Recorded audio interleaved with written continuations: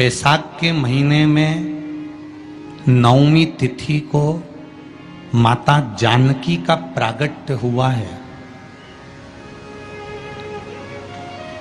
पृथ्वी से।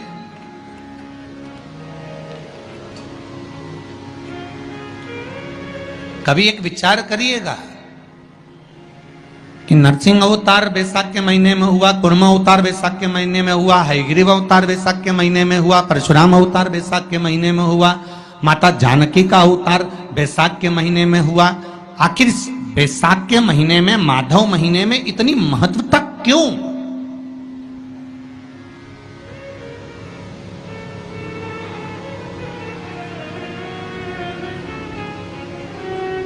बैसाख के महीने में पड़ने वाली एकादशी, चतुर्थी, प्रदोष,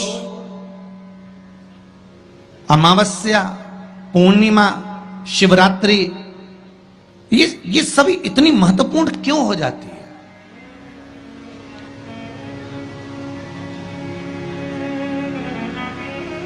इसकी महत्वता इतनी प्रबल क्यों हो जाती है? किस लिए?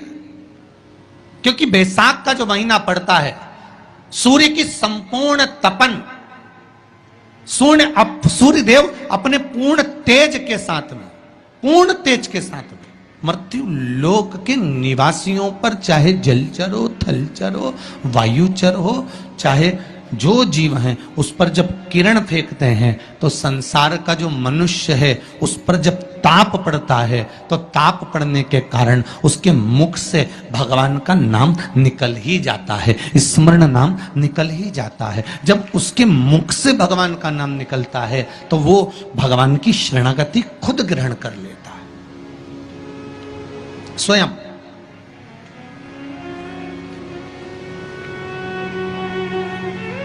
शरणागति ग्रहण कर लेना। बैसाख की पोथी पढ़ते हो आप लोग? आप में से अगर कोई पढ़ता हो बैसाख महीने की पोथी, तो उसमें एक वर्णन आता है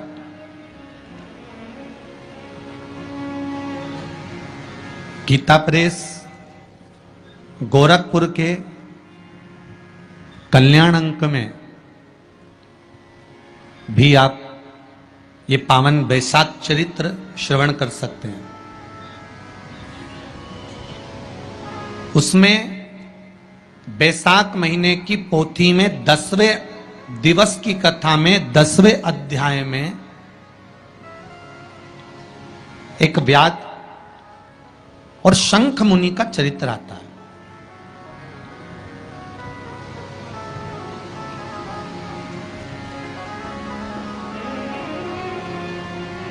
शंख मुनि एक बार निकलकर भगवान शंकर के मंदिर में जल समर्पित करने के लिए जा रहे थे और शिव मंदिर की ओर जाते जाते जाते जाते जाते जाते बीच मार्ग में चलते चलते चलते चलते और वो शंख मुनि जब शिव के मंदिर में पहुंचे, शंकर भगवान के मंदिर में जाकर उन्हें दर्शन किया,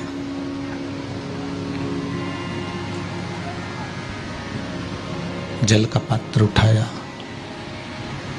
और वो जल का पात्र उठाकर जब भगवान शिव को समर्पित कर रहे थे तो उसी समय जल का पात्र उठाकर जब शंकर भगवान को समर्पित करा गया और शंख मुनि निकलकर जब बाहर आ रहे थे, आते आते शंख मुनि के मन में एक भाव उत्पन्न हो गया कि जब हम भगवान शिव को कुछ वस्तु समर्पित करते हैं तो उसका फल, उसका पुण्य फल हमें कितने समय में प्राप्त होता है। ये शंख मुनि के मन में एक विचार जागृत हो गया, शंख मुनि के मन में एक भाव जागृत हो गया। एक लोटा पानी जो भगवान शंकर को समर्पित करता है, मरने के बाद तुम्हारी औलाद तुम्हारा किसी पवित्र नदी में तर्पण करे ना करे, तुम्हारा शिव को दिया हुआ जल तुम्हारे खाते में पहुंच जाता। आपने जो शंकर भगवान को एक लोटा जल दिया है, शिव जी को एक लोटा पानी चढ़ाया, शंकर भगवान को एक लोटा जल समर्पित करा है, शंकर भगवान को एक लोटा जल अगर आपने दिया है तो वो आपके खाते में पहुंचेगा जरूर, ये निश्चित है, पक्का है।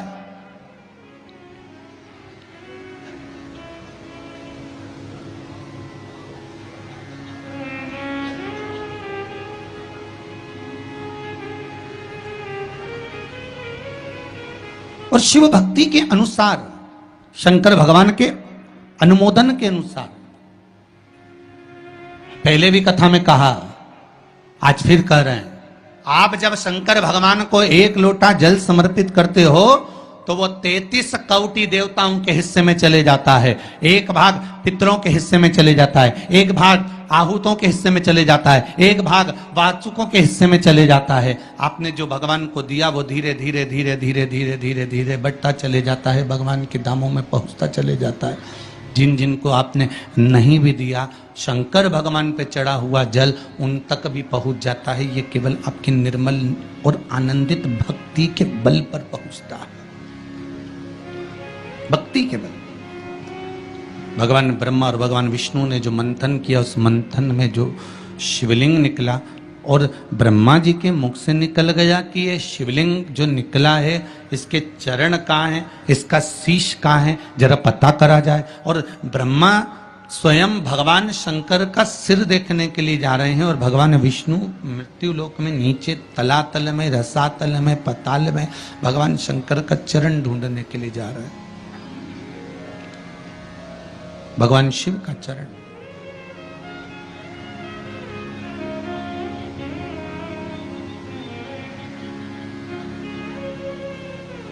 गए दोनों, वो ऊपर गए, ये नीचे गए देखने के लिए।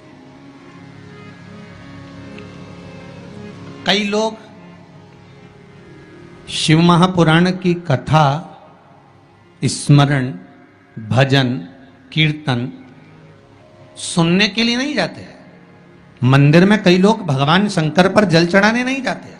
कई लोग ये देखने के लिए जाते हैं कि कौन आया, कौन नहीं आया, किसने सुना और किसने ना सुना, किसने धारण करा, किसने ना करा।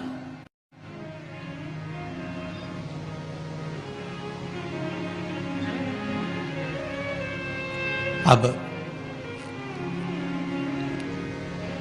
ब्रह्मदेव ऊपर गए, इतने ऊपर पहुंच गए, इतने ऊपर पहुंच गए, इतने ऊपर पहुंच गए कि उनके भीतर अभिमत्ता, अहंकार थोड़ा थोड़ा समाहित होने लगा और उन्होंने केतकी के पुष्प को तोड़ लिया और केतकी के पुष्प से कहा कि तुम नीचे चलो मेरे साथ में, भगवान विष्णु के सामने चलकर कह देना कि मुझे भगवान शंकर का शीश मिल गया है। केतकी के फूल ने कहा कि यदि मैं झूठ बोलूंगा तो वो श्रेष्ठता कैसे रहेगी,